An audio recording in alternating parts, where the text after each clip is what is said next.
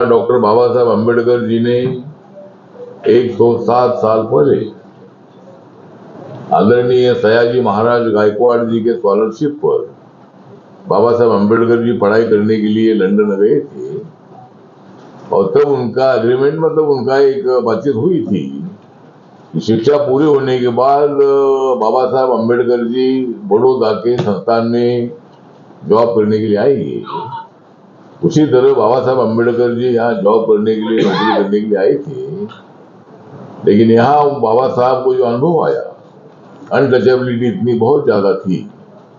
वहाँ का जो प्यून है, सिपाही है, वो भी फाइल बाबा साहब के तरफ लंबे से फेंकता था। वो भी बाबा साहब को टच नहीं करना चाहता था, क्योंकि बाबा साहब की जात अनटचेबल है। तो इसीलिए बाबा साहब का अपमान हर रोज होता रहा। बाबा साहब अम्बेडकर जी को बाबा साहब बड़े इकोनॉमिस्ट थे, इसीलिए सयाजी महाराज गायकवाड़ जी ने बाबा साहब को अर्थ डिपार्टमेंट जो है, फाइनेंस डिपार्टमेंट जो उनके संस्थान का है, वो देने का निर्णय लिया था। लेकिन वहाँ ऐसा रोज अपमान होता रहा। इसलिए बाबा साहब ने अपने मन में तय किया कि मैं इतनी डिग्रियां लेकर मैं यहाँ नौकरी ले आया हूँ, मेरा इतना अपमान होता है तो मेरे देश के गांव गांव के दलितों की क्या स्थिति होगी। इसीलिए उन्होंने नौकरी छोड़कर वो बाबा साहब अम्बेडकर जी जहाँ अभी सयाजी बाग है, सयाजी गार्डन है, वहाँ एक पेड़ है जहाँ हम अभी जा रहे हैं, तो वहाँ बाबा साहब अम्बेडकर आकर वहाँ रोए। उन्होंने संकल्प किया कि मैं दलितों के लिए, अनटचेबल कम्युनिटी के लिए मैं काम करता रहूंगा, उनको सोशल जस्टिस देने का काम करता रहूंगा। और वो वहां से मुंबई आए और उन्होंने 1924 में बाबा साहब ने बहिष्कृत हितकारिणी सभा नाम की बहिष्कृत सभा की स्थापना की थी। बाद में बाबा साहब अम्बेडकर जी ने 1936 में इंडिपेंडेंट लेबर पार्टी की स्थापना की थी। उसके बाद बाबा साहब ने 1942 में all India schedule caste federation की स्थापना की थी। तो इसी तरह बाबा साहब का एक मूवमेंट रहा है। तो आज मैं अभी संकल्प भूमि अभी जाने वाला हूँ। आज के दिन बाबा साहब अम्बेडकर जी ने वहाँ उस पेड़ के नीचे आकर बाबा साहब रोए थे और मैं ये अनटचेबल कम्युनिटी के लिए मैं काम करता रहूंगा, इसी तरह बाबा साहब ने संकल्प किया था। और वो संकल्प के बाद आज समाज में काफी परिवर्तन हो रहा है। देश भर में कम से कम 1.5-2 लाख से ज्यादा इंटरकास्ट मैरिज हो रहे हैं। तो समाज के लोग एक साथ जुट रहे हैं। और मुझे गर्व इस बात का है कि मेरे पार्टी में भी सभी जाति के कार्यकर्ता हैं, वो ब्राह्मण है, क्षत्रिय है, या मतलब अलग अलग जाति के कार्यकर्ता मेरे साथ जुड़े हैं। तो समाज में बहुत सारा परिवर्तन हो चुका है। बाबा साहब जो चाहते थे उसके मुताबिक समाज में बहुत सारा परिवर्तन हो रहा है। लेकिन आज भी कुछ जगह पर दलित पर अत्याचार होते हैं। आज मैं अधिकारियों से बात की और उनके साथ मैंने चर्चा की, उसमें मतलब कुछ यहाँ कुछ हर साल में यहाँ जो एट्रोसिटी की केसेस है, वो एट्रोसिटी की केसेस यहाँ 21-22 में 65 केसेस हुई थी, 22-23 में 73, 23-24 में 60 और 24-25 जो ये साल चल रहा है इसमें 44 इतनी मतलब एट्रोसिटी की घटनाएं घटी थी। इस तरह का परिवर्तन लोगों में हो रहा है। और संकल्प भूमि का जो प्रोजेक्ट जो बन गया है 5000 स्क्वायर फीट में, मतलब संकल्प भूमि का काम चल रहा है। और वहाँ जो हिरेन गांधी नाम के आर्किटेक्ट है, उनको ये काम दे दिया है। कम से कम 28 करोड़ रुपए का बजट है और काम दिसंबर तक पूरा हो जाएगा। और मतलब वहाँ लाइब्रेरी है, एडिटोरियम है, बाबा साहब की फोटोग्राफी बहुत जो पूरे है, तो ऐसा अलग अलग वहाँ है। लेकिन अधिकारियों ने मुझे बताया है कि आर्किटेक्ट ने बताया है कि साउंड एंड लाइट इसी तरह का एक संकल्प, इसी तरह का एक प्लान इनका है, लेकिन उसके लिए 10 करोड़ की और भी आवश्यकता है। तो मैंने उनको एश्योरेंस दे दिया है कि मैं माननीय मुख्यमंत्री साहब से बात करूंगा और हमारा भारत सरकार का जो टूरिज्म एंड कल्चर डिपार्टमेंट जो है, जो मिस्टर शेखावत जी के पास है, उनको मिलकर वहां से ये पैसे मिलते हैं कि मैं उसके लिए ट्राई करूंगा। और वहां से 10 करोड़ रुपए मिलते हैं तो बहुत अच्छी बात है। अगर वहां से कुछ प्रॉब्लम होगा तो आधा आधा उधर से कुछ इधर से ऐसा करके उसमें साउंड एंड लाइटिंग का प्रोग्राम इसमें होगा। और यहाँ संकल्प भूमि के नाम से ये प्रोजेक्ट पूरा होने वाला है। तो में भी मतलब बीजेपी की सरकार ने ही बाबा साहब अम्बेडकर जी का एक जन्मस्थली में महू में बहुत अच्छा स्मारक बनाया है। और मुंबई में अभी एक चैत्य भूमि के बाजू में वहाँ एक हिंदू मिल थी एनटीसी की। तो एनटीसी के मिल के जगह 12-12.5 एकड़ जगह है। तो उसकी कीमत दादर में उसकी कीमत 3,600 करोड़ की थी। साहब ने दी और एक 20 साल से मांग होती रही थी, लेकिन कांग्रेस के जमाने में इनके तरफ ध्यान नहीं दिया था। लेकिन नरेंद्र मोदी जी आने के बाद वो पूरी जमीन फ्री में मतलब महाराष्ट्र सरकार को दे दी। और अभी MMRDA के माध्यम से कम 1200-1300 करोड़ रुपए खर्चा करके बाबा साहब का एक बहुत बड़ा मेमोरियल वहाँ हो रहा है।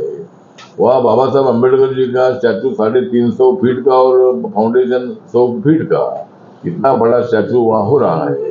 अपोजिशन को 234 सीटें, पहली बार ये अपोजिशन को इतनी सीटें मिली है। तो लोकतंत्र इसीलिए वो सीटें मिली है। और खड़गे जी बोल रहे हैं कि भाई अगर 20 सीटें कम होती थी 20 सीटें कम होती थी तो मोदी जी और ये सब लोग जेल में होते थे।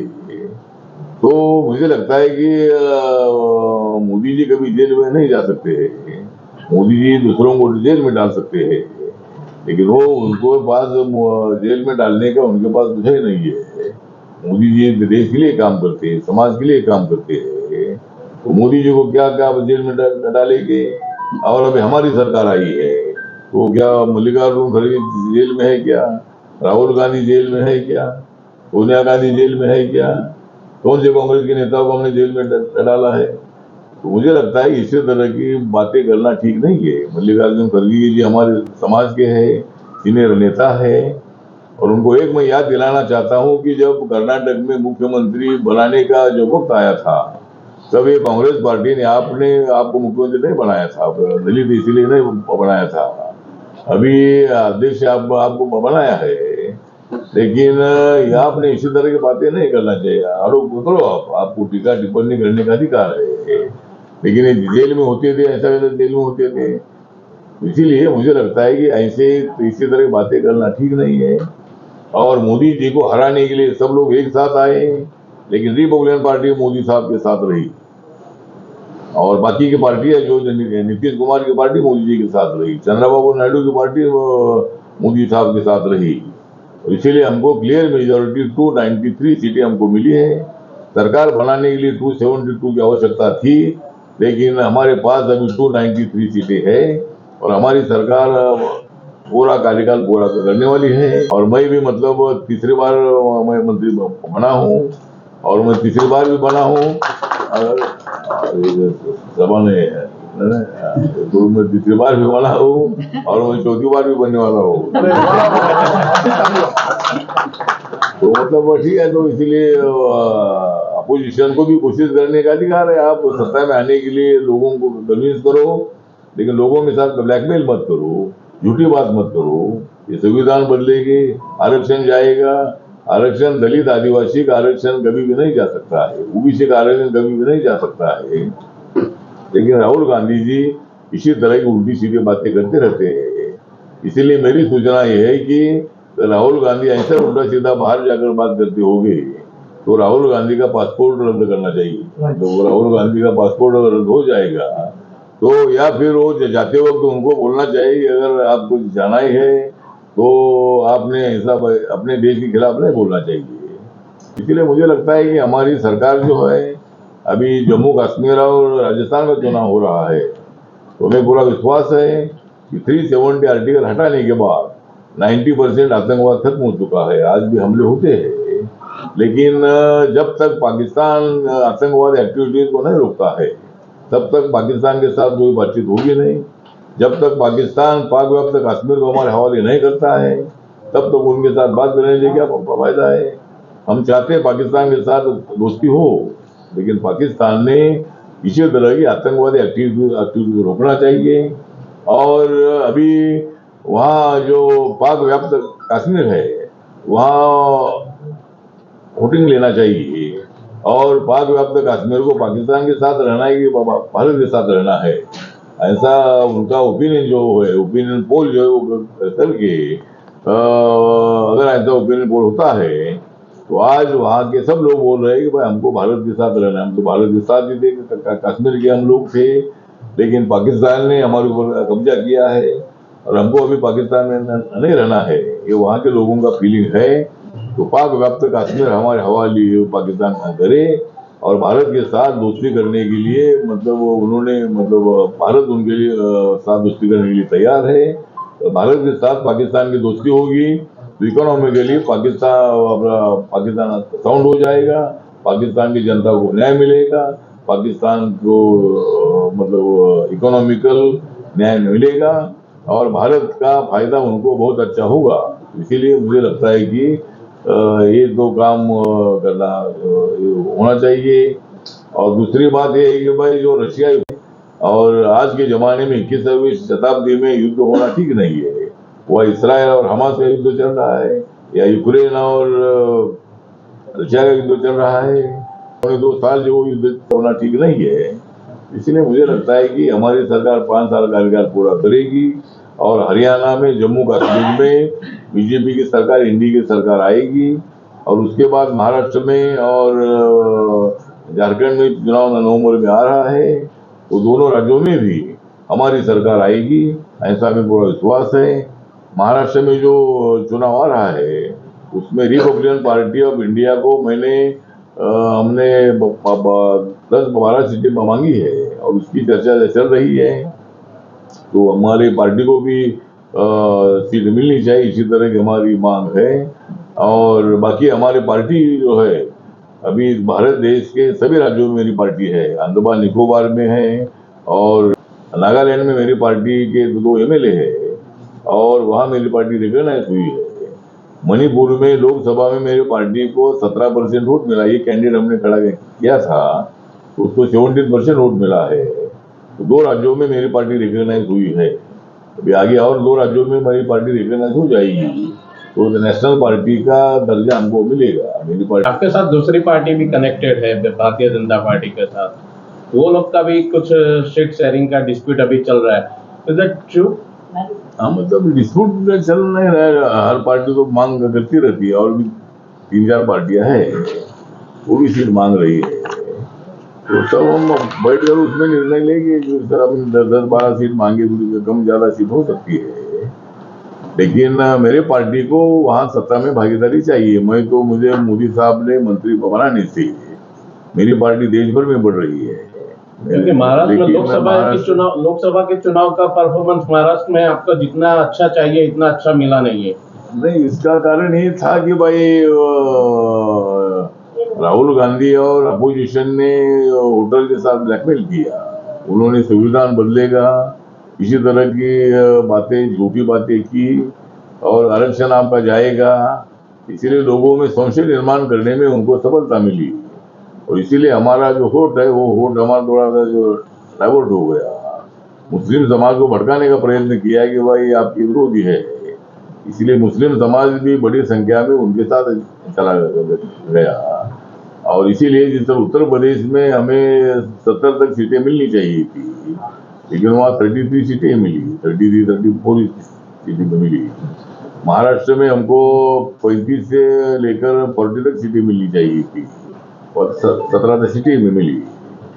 उसमें थोड़ा सा संविधान का प्रचार थोड़ा सा ज्यादा हमारे लिए नेगेटिविटी हो गया। लेकिन अभी विधानसभा में ऐसा होगा नहीं, विधानसभा में संविधान का मुद्दा तो चलेगा नहीं। और राहुल गांधी ने रिजर्वेशन के खिलाफ जो बात की है उसका फायदा हमको होगा। राहुल गांधी का पासपोर्ट रद्द करने की आपने बात किया है, तो राहुल गांधी का अगर पासपोर्ट रद्द करते हैं तो उनके खिलाफ कोई क्रिमिनल एक्शन भी लेना चाहिए, ऐसा है आपकी बात? क्रिमिनल एक्शन अभी बोला, इसमें क्रिमिनल एक्शन तो होगी नहीं, लेकिन क्रिमिनल एक्शन तो बाहर जाकर अभी इसका मुंह बंद नहीं कर सकते। सबको बोलने का अधिकार है, लेकिन अभी क्या बोलना चाहिए ये उन्होंने तय करना चाहिए। हमेशा बोलते हैं भाई लोकतंत्र धोखे में है, और अभी जाकर बोले आरक्षण खत्म करो, आरक्षण खत्म करेंगे, क्षमता आएगी वगैरह, ऐसी तरह की बात उन्होंने की है, लेकिन इसी तरह की बात ही करना ठीक नहीं था। इसीलिए मुझे लगता है कि उसका, मेरी सूचना है कि वह ऐसा राहुल गांधी बार बार जब बाहर जाते हैं तो वो उल्टा सीधा ये बोलते हैं। अच्छा बोलना चाहिए उन्होंने, और कितनी भी कोशिश राहुल गांधी करेंगे जब तक मतलब हम सब लोग हैं एक साथ, तब तक राहुल गांधी को प्रधानमंत्री बनने का मौका मिलेगा नहीं। महाराष्ट्र में आपकी सरकार आती है, आप लोगों की सरकार अगर महाराष्ट्र में आती है तो मुख्यमंत्री कौन होगा? मुख्यमंत्री कौन होगा? हमारे पास बहुत लोग हैं मुख्यमंत्री बनने के लिए। तो ये एकनाथ शिंदे नहीं होंगे? हमारे महाराष्ट्र में हर जगह पर बोर्ड लग रहे हैं कि भाई भाभी मुख्यमंत्री, अगला मुख्यमंत्री ही होगा, अगला मुख्यमंत्री होगा। हमारी महायुति और महाविकास आघाड़ी के दोनों तरफ से हर जगह पर बोर्ड लग रहे हैं। अभी तो एकनाथ अभी तो जो मुख्यमंत्री वो रहेंगे कि नहीं रहेंगे? देखिए अभी वो सब माननीय नरेंद्र मोदी जी, अमित शाह साहब तय करेंगे बीजेपी नाराज होगी। आपकी क्या राय है? नहीं, मेरी राय तो क्या है, मेरी राय तो मैं सेंट्रल में रहूंगा। मेरी राय तो ये है कि मैं केंद्र में रहूंगा, और मुख्यमंत्री जो कोई होगा, अभी एकनाथ शिंदे भी बहुत अच्छा काम कर रहे हैं। देवेंद्र फडणवीस जी ने एकनाथ शिंदे के लिए बैक होकर उन्होंने उनके नेतृत्व में काम करने का तय किया है। फिर आगे जो फॉर्मूला तय होगा, जिसकी सीटें ज्यादा होगी उसका मुख्यमंत्री हो सकता है, या यूनानिमसली क्या निर्णय लेते हैं उसके मुताबिक होगा। लेकिन मुख्यमंत्री हमारा एनडीए का होगा, महायुति का होगा, और नरेंद्र मोदी जी और अमित शाह जी, जेपी नड्डा जी कौन मुख्यमंत्री बनेगा इसका निर्णय लेगी। ये माहौल में आपको लगता है कि महाराष्ट्र में आपकी सरकार बनेगी? हमारा पूरा विश्वास है कि क्योंकि हमें लोकसभा में धोखा हुआ, इन लोगों ने मतलब हमारा 400 के नारे से संविधान को जोड़कर लोगों के बीच में ऐसा वातावरण तैयार किया कि ये संविधान को बदल सकते हैं और रिजर्वेशन जा सकता है, ऐसी भावना लोगों में हुई। लेकिन मैं लोगों को, देश के लोगों को बताना चाहता हूँ कि संविधान कभी कोई बदल नहीं सकता है। संविधान में नया कानून बनाना या संविधान के कानून में अमेंडमेंट करना, इसका मतलब संविधान बदलना नहीं है। और बीजेपी ने कभी ऐसा कांग्रेस को ये संविधान बदलेगा ऐसा कभी नहीं बोला है। लेकिन ये जो लोग मोदी जी सत्ता में आने के बाद ये संविधान बदलेंगे, ये संविधान बदलेंगे, डेमोक्रेटिक धोखे में तो इसी तरह की झूठी बातें करके, और ये सब लोग एक साथ आए, मतलब मोदी जी को हराने के लिए, इतना डेवलपमेंट करने वाले नेता को हराने के लिए ये सब लोग एक साथ आए और मोदी जी को हराने की कोशिश की, लेकिन मोदी जी को हरा नहीं पाई। मोदी जी तीसरे बार भी प्रधानमंत्री को बने हैं, और मोदी जी में दम इतना है कि वो चौथी बार भी प्रधानमंत्री को बन सकते हैं। तो मतलब और भी 10 साल उसको कोई रोक नहीं दे सकते हैं। और इसीलिए मतलब मोदी जी 85 साल तक वो प्रधानमंत्री रहेगी। अनेक लोग राजनीति में हैं, तो देखते मोदी जी के नेतृत्व में देश वो अच्छी खुशहाली है और हम आगे बढ़ रहे हैं।